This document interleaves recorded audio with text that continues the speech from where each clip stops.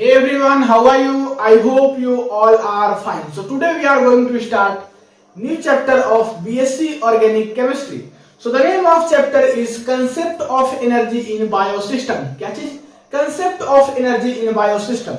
तो ये बहुत ही छोटा चैप्टर है और जितना छोटा है उतना ही क्या है, इजी है। इसमें बहुत सारा थ्योरेटिकल पार्ट है। थ्योरेटिकल पार्ट को आपको अच्छे से समझना है और कुछ कुछ रिएक्शंस भी है, साइकिल भी है, तो वो थोड़ा सा आपको क्या करना होगा, समझना होगा। तो वो सब बातें जैसे जैसे आएंगी वैसे वैसे डिस्कस करेंगे। उसके लिए हमको अभी ज्यादा टेंशन नहीं लेना है। जब जैसे जो आए उसको अच्छे से उस टाइप पे पढ़िए। तो सबसे फर्स्ट जो क्लास है उसमें हम बात करेंगे मेटाबॉलिज्म्स के बारे में, क्योंकि मेटाबॉलिज्म्स जो है इस चैप्टर का एकदम बेसिक पार्ट है। मेटाबॉलिज्म्स का कॉन्सेप्ट आपको आना एकदम जरूरी है। तो मेटाबॉलिज्म्स क्या होता है, मेटाबॉलिज्म्स का टाइप्स कितना होता है, नहीं विथ एग्जांपल सारा बातें हम इस क्लास में करने वाले हैं। तो सबसे फर्स्ट बात करें मेटाबॉलिज्म्स के बारे में। मेटाबॉलिज्म्स होता क्या है? देखिए, हमारे बॉडी के अंदर जितना भी केमिकल्स रिएक्शंस होता है उसी को बोलते हैं मेटाबॉलिज्म्स। क्या चीज? जितना भी केमिकल्स रिएक्शंस हमारे बॉडी के अंदर होता है उसी को क्या बोलते हैं, मेटाबॉलिज्म्स। डेफिनेशंस आप एक बार रीड करके देख लीजिए। All the chemical reactions occurring in our body, उसको क्या बोलेंगे, मेटाबॉलिज्म्स। कहां पे? बॉडी के अंदर। नेक्स्ट बात करते हैं कि मेटाबॉलिज्म्स का डेफिनेशंस तो हमें इजीली पता चल गया कि जितना भी केमिकल्स रिएक्शंस होता है हमारे बॉडी के अंदर उसको बोलते हैं मेटाबॉलिज्म्स। लेकिन मेटाबॉलिज्म्स का टाइप्स कितना होता है? तो मेटाबॉलिज्म्स के टाइप्स के ऊपर बात करें तो मेटाबॉलिज्म्स का 3 टाइप्स होता है।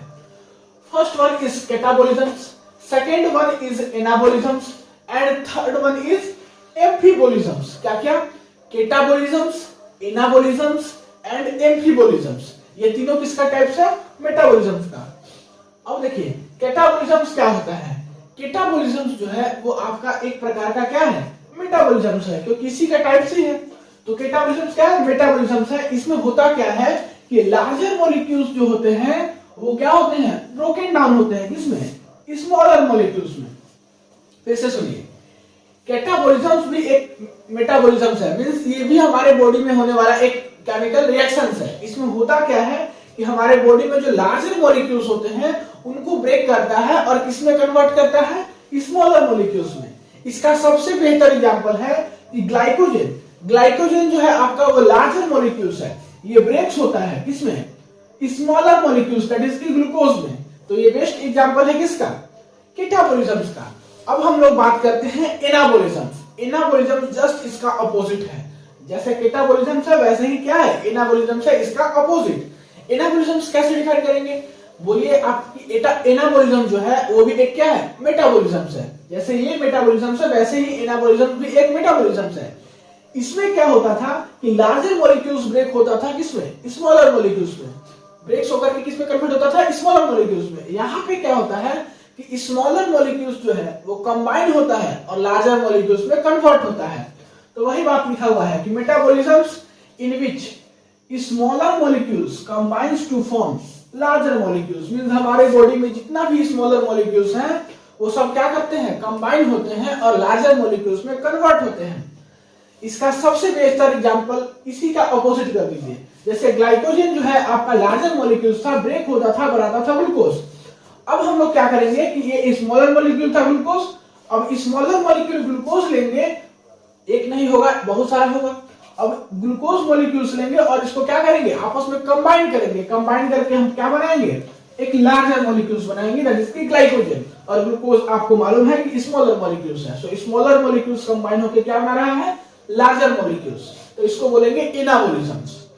अब लास्ट जो है वो है एम्फीबॉलिज्म्स। क्या चीज, एम्फीबॉलिज्म्स। एम्फीबॉलिज्म्स भी आपका एक क्या होता है, मेटाबॉलिज्म्स ही होता है। इसमें कैटाबॉलिज्म्स और एनाबॉलिज्म्स दोनों प्रेजेंट होते हैं। क्या होते हैं, कैटाबॉलिज्म्स और एनाबॉलिज्म्स दोनों प्रेजेंट होते हैं। कैटाबॉलिज्म्स मींस ये वाला और एनाबॉलिज्म्स मींस ये वाला। ये दोनों का मिक्सअप होता है कौन, एनाबॉलिज्म्स। और ये कैटाबॉलिज्म्स और एनाबॉलिज्म्स होते हैं आपके सेम टाइम पे। लिखा हुआ है are taking place at the same time. इसका क्या मतलब है कि कैटाबॉलिज्म्स का मतलब जानते हो क्या होता है, लार्जर मॉलिक्यूल्स ब्रेक होता है स्मॉलर मॉलिक्यूल्स में। इसका एग्जांपल था glycogen breaks to forms glucose. और एनाबॉलिज्म्स क्या होता है, smaller molecules combine to forms larger molecules, means glucose molecules जो है कंबाइन होता था और बनाता था ग्लाइकोजन। तो कहने का मतलब कि एनाबॉलिज्म्स में ये दोनों काम होगा, लार्जर मोलिक्यूल्स भी ब्रेक होकर के स्मॉलर में कन्वर्ट होगा और स्मॉलर कंबाइन होकर लार्जर बनेगा, ठीक है। और ये कब होगा? सेम टाइम में होगा, एक ही साइकिल में होगा। इसका बेहतर एग्जांपल है सिट्रिक एसिड साइकिल। क्या चीज? Citric acid cycle. जब हम सिट्रिक एसिड साइकिल बताएंगे तो वहां पे हम बताएंगे कि इसमें जो है लार्जर मॉलिक्यूल्स ब्रेक हो रहा है स्मॉलर में और स्मॉलर कंबाइन होकर के भी लार्जर बना रहा है। तो इसको दिए थे क्रेब्स नाम के एक साइंटिस्ट, इसी के चलते इसको क्रेब्स साइकिल ही बोला जाता है। तो इसका बेहतर एग्जांपल है किसका? एम्फीबोलिज्म्स का। तो उम्मीद करते हैं कि आपको मेटाबॉलिज्म्स क्या होता है, मेटाबॉलिज्म्स का क्या क्या टाइप्स होता है, उसका एग्जांपल से सारा बातें आपको समझ में आ गया होगा। मिलते हैं अगले क्लास में। अगले क्लास में हम डिस्कस करेंगे कार्बोहाइड्रेट मेटाबॉलिज्म्स के ऊपर। मींस अगर आपको मेटाबॉलिज्म्स का कॉन्सेप्ट क्लियर नहीं होगा तो आपको कार्बोहाइड्रेट मेटाबॉलिज्म समझ में नहीं आएगा, तो आप इसको देख करके ही वहां पर आइएगा, ठीक है। तो मिलते हैं अगले क्लास में। अगले क्लास में हम लोग कार्बोहाइड्रेट मेटाबॉलिज्म्स को देखेंगे। तब तक के लिए पढ़ाई करते रहिए। All the very best. Video को पॉज करके नोट कर लीजिए।